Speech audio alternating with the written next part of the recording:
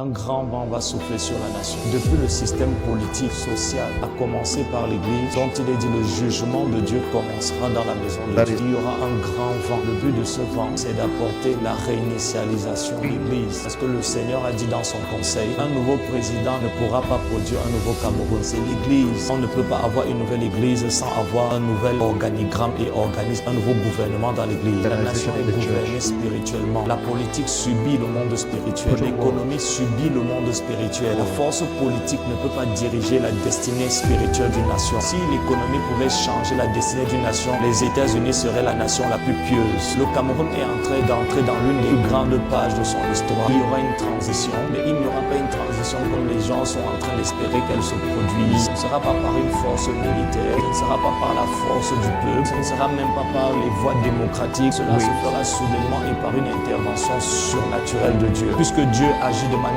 chronologique, il n'agit pas dans le désordre. Avant de pouvoir ramener Cameroun dans sa destinée prophétique, il faut qu'il rétablisse l'entreprise qui est en charge de cet agenda. L'Église est l'agence, le système administratif de Dieu qui a pour objectif d'amener le Cameroun dans sa destinée prophétique. Le dysfonctionnement de l'Église affecte l'atmosphère spirituelle de la nation, ouvre les voies pour que des esprits qui contrôlent l'économie, qui contrôlent les mœurs, amènent la prostitution, le vagabondage entre dans notre nation. L'Église est la porte des cieux. Ça veut dire qu'il n'y a aucune possibilité de pouvoir entrer dans les cieux, c'est-à-dire la sphère spirituelle de Dieu, sans d'abord entrer dans l'Église. Et l'Église est aussi le gouvernement de Dieu sur la terre. Il est en charge de l'agenda de Dieu pour les nations, pour les familles et pour les hommes. Et étant dépositaire d'une telle responsabilité, les hommes à travers qui Dieu dispense ce plan et cet agenda prophétique, ils peuvent limiter l'accomplissement de ce plan, ou ils peuvent faciliter son exécution. Et c'est pour ça que aussi longtemps qu'on a des hommes et des femmes corrompus dans le système ecclésial, quelles que soient les voies et les recours sur un plan politique, économique qu'on va essayer d'engager, cela ne marchera pas.